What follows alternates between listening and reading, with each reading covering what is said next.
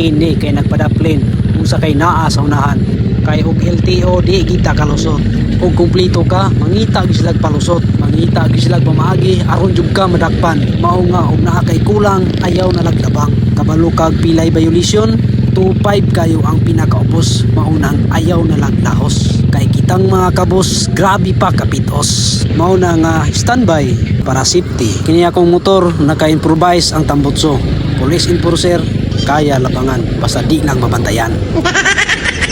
Ako din yung gisampungan aron di ko mabantayan nga grabe kasaba ang tambutso kay paabot ko ani dugay kayo mo nang nangita kong pamaagi aron di ko mabantayan nabi ang standard sa balay pero wala ko gitaod kay ganahan ko ni prot-prot. Sige larga try my best na dili parahon hinahinay lang.